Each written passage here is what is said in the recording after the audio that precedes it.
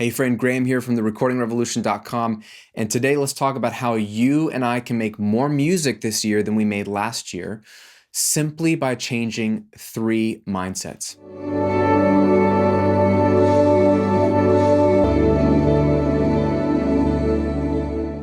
Now, I don't know about you, but when I started getting into recording and mixing, I only thought about technical stuff. What equipment do I need to buy? How do I use it? What tips and tricks do I need to use? What are the secrets? What are they doing in their DAW? What's the special mic placement technique? Things like that. I only thought about the technical stuff. I never thought about the mindset, the philosophies, the way of thinking. In other words, a worldview as it relates to making music in the home studio. I never thought about those things. I didn't think they were that important. I thought it was pretty simple. I have music I want to make. I just need to know how to make it sound better.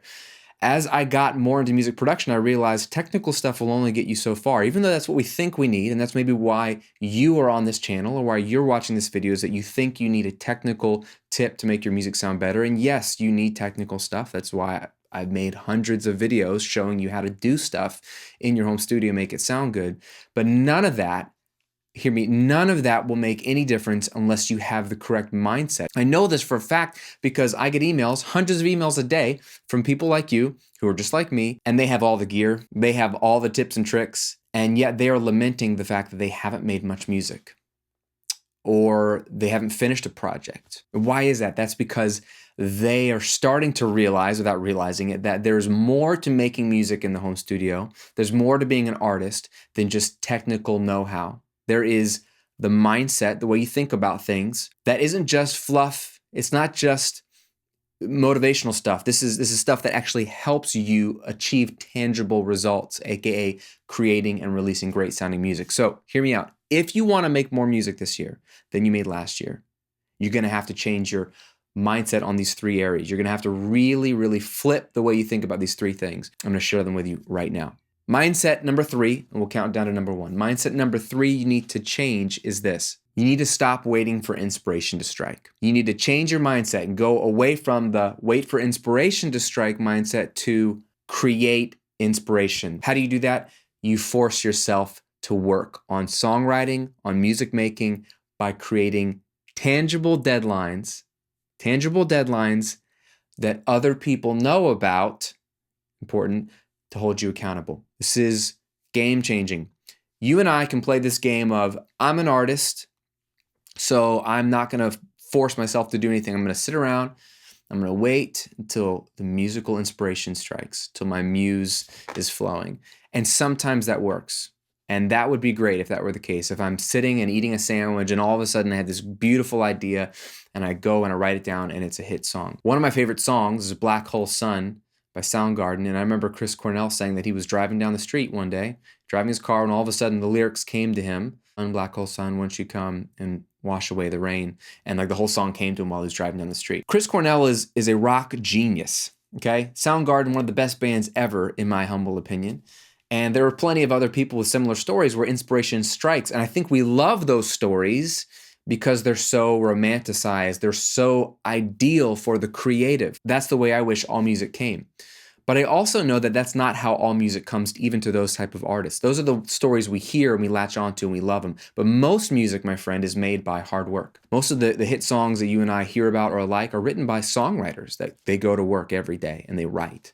They write hundreds and hundreds of songs that we never hear. They write and they write, they write. They record demos, they produce. A lot of tracks never see the light of day. That's how they get to the good stuff. So the key is to view songwriting and music making as work. And work is not a bad word. It is if it's work you don't like, but if it's work you do like, work is a very good thing, okay? So what I want you to do is change your mindset from, I'm gonna wait till inspiration strikes this year, and then I'll write an album, or then I'll write an EP, or then I'll write a single, or whatever. Forget that mindset, toss it, and instead replace it with the mindset of, music will not be made unless I create a tangible deadline. So here's what I want you to do. I want you to look into the future, grab your calendar, and decide what is it you want to do. Do you want to release an album? Do you want to release an EP? Do you want to mix for some new bands? You just want to do a single? Whatever it is, look out in the future and put a date on your calendar when you're going to release it.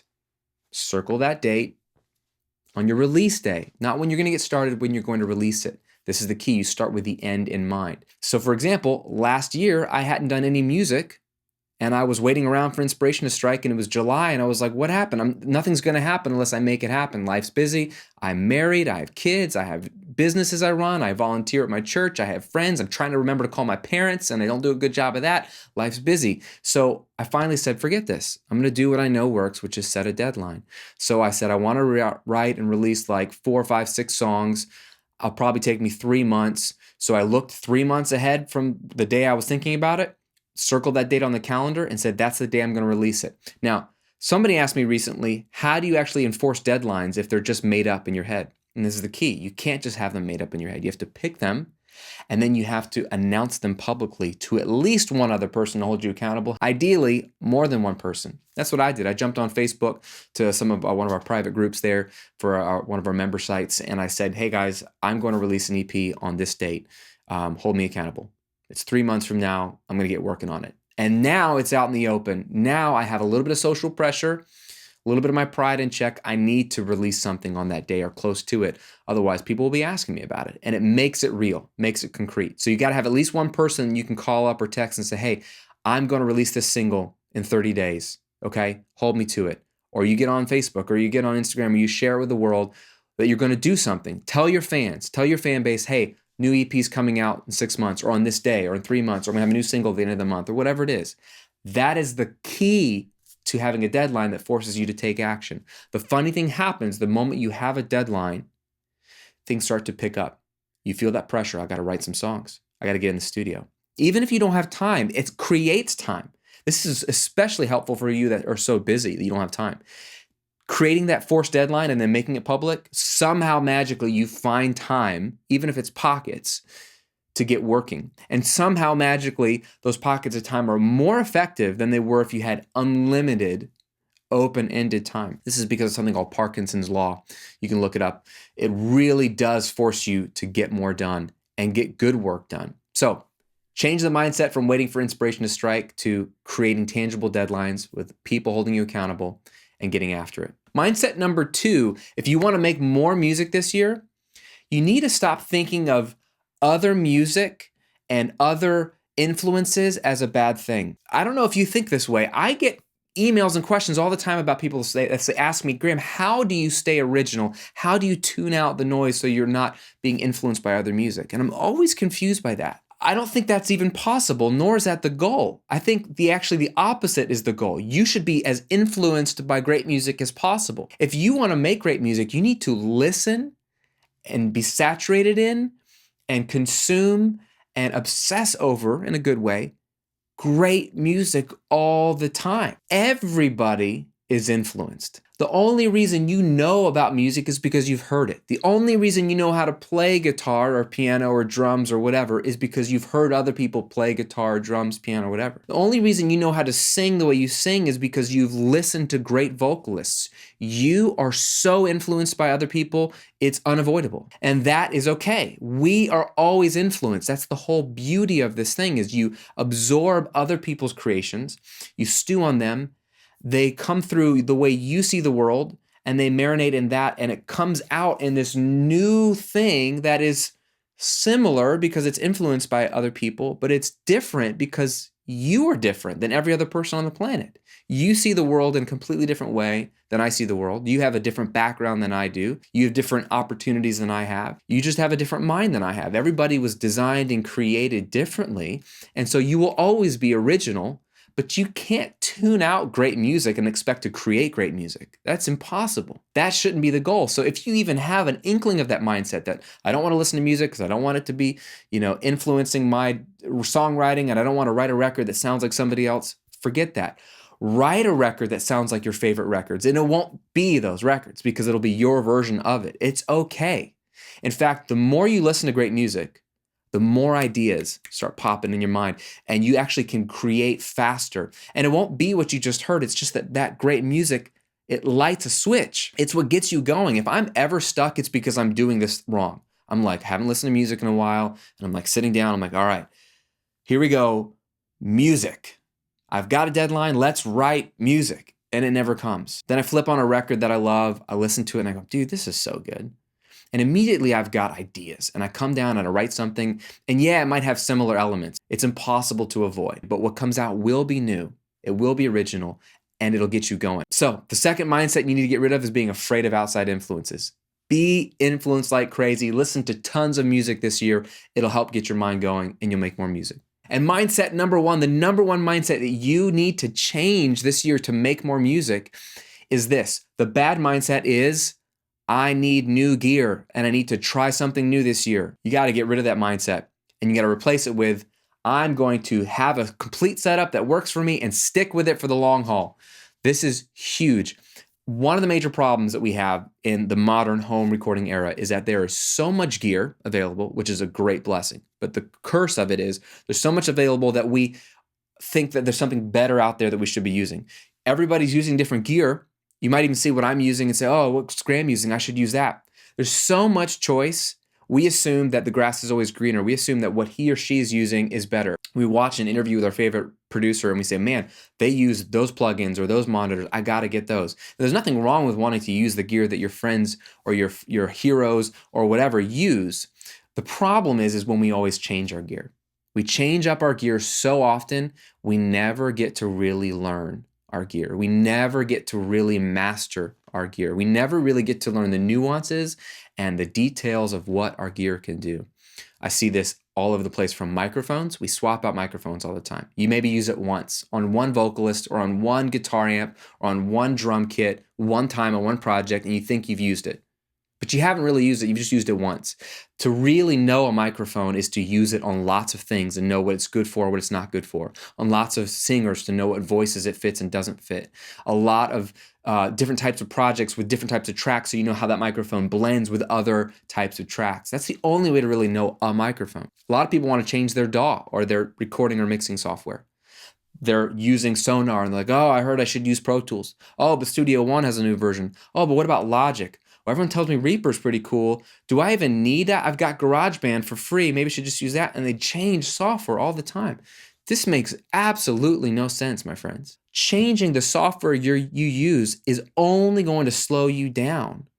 Use whatever software you have unless it literally cannot do something you need it to do. And the chances of that happening these days are so low because so many DAWs have evolved and they're all very homogeneous and very similar. They can all do similar things. Use a tool, learn the tool so that you can get beyond the tool and actually make music. If you keep changing your tools, you're still back in learning the tool land, then now you're not thinking about music making and it's going to be hard because you have to learn the tool. So let me give you a piece of advice. If you need gear, like you're starting out, no problem. Get some gear. In fact, I have a gift for you. I have an entire home studio gear guide that I've put together for you to know what I recommend for microphones, interfaces, monitors, software, even complete setups. Just go to Studio Gear Guide. I'll put the link right here, studiogearguide.com.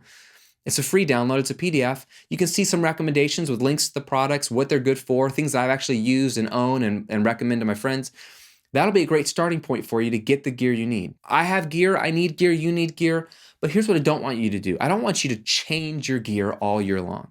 I want you to get something, commit to it, use it, make a lot of records with it, learn it. That way you get that out of the way and you focus on the music. So the number one mindset that you need to change is stop swapping out gear and just live with what you have and focus on the music. In review, these three mindsets are critical. And if you don't think they're critical, you're missing it. I'm sorry. I know people tell me, Graham, you ramble. You talk about philosophy too much. You just need to get to the tips. If you're saying that in your heart or you're commenting that openly, I think you're missing it, my friend. And I'm here to encourage you. I talk because I want to actually help you, not because I like to hear myself talk, because I know what will really help you, because I deal with hundreds and thousands of students every single week, and I know what's working, what's not working. So what will work is if you change these mindsets. Number 3 is stop waiting for inspiration to strike this year. You strike it first. Put a deadline in the books, tell somebody about it, and commit to working on your music. It's the only way you're going to get something out this year. Number 2 is stop avoiding other music. Be influenced. Listen to as much music as you possibly can. Let it fill you up. Let it totally change your mind. And then whatever comes out of you will be a product of that, but it will still be original. It'll still be you, but it'll be better because you will have inspiration. Your brain will be activated, all because you listen to lots of music. So listen to a lot more music. And mindset number 1 we need to change is stop changing your gear. Pick some stuff, get what you need, and move on with your life, because Making music in the home studio is about the music, not the studio, okay? We need the studio to record it and produce it. I love the gear, it's very helpful, but it is only a means to the end, and the end is releasing and sharing great music that you love, that inspires other people. It just makes the world more fun and more interesting and more engaging. So I want you to make more music this year. I want to make more music this year. It's possible, but it's not going to be possible if you just obsess over the technical stuff all year. You got to obsess over the things and the philosophies that really get you to take action and make music. If this has been helpful to you, let me know. Leave a comment below the video. Let me know, what are you going to do in the next 12 months that you haven't done in the past 12 months? What change are you going to make? Leave the comment below. Let me know. I want to see and hear that you're actually listening and that you're going to take action this year, because otherwise all this is a waste of time. Okay, I want you to make more music. I can't make you do it. So commit to it. Maybe use this place as a great opportunity for your public announcement of what you're going to do and when you're going to release music. And like I mentioned before, if you do need some gear to get started, if you're brand new to this and this is the year you're finally going to make music, you do need a couple pieces of gear. I've created an entire studio gear guide for you. The link is right here. Click, it's called studiogearguide.com. Just go there, download my home studio gear guide. And I've got recommendations for every budget, by the way. I do it by budget, by dollar amount, to help you depending on how much you can spend. Go get what you need and then go make music.